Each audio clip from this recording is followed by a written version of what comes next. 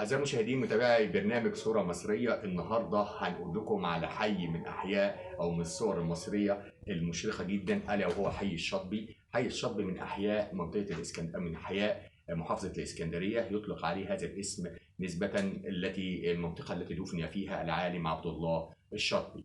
وهو على مقربة من البحر. حي الشاطبي ده على مقربة من البحر، ويوجد به عدة معالم. هنعرف المعالم اللي موجودة، المعالم السياحية اللي موجودة في حي الشاطبي. أول حاجة يوجد فيها مميزة حي الشاطبي مكتبة الإسكندرية.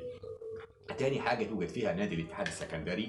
تالت حاجة سان مارك، ومدرسة ليسيه الحرية، وكلية النصر للبنين، وكلية النصر للبنات، ومجمع الكليات النظري، وجمعية الشبان المسلمين، وكذلك قصر ثقافة الشاطبي، ونادي السلاح السكندري، والمقابر المسيحية، ومسرح بيرم التونسي. ويوجد به أيضا كازينو، وأشهرها كازينو الشاطبي التي هنشوفه دلوقتي، اللي هو قبل الترميم وبعد الترميم. كازينو الشاطبي هو من معالم الشاطبي، وكذلك بجواره مستشفى الشاطبي. يبقى جه تسمية حي الشاطبي منين؟ جه تسمية حي الشاطبي نسبة للعالم التي دفن فيه حي الشاطبي، وهو العالم عبد الله الشاطبي، ويوجد به مسجد الشاطبي حتى الآن.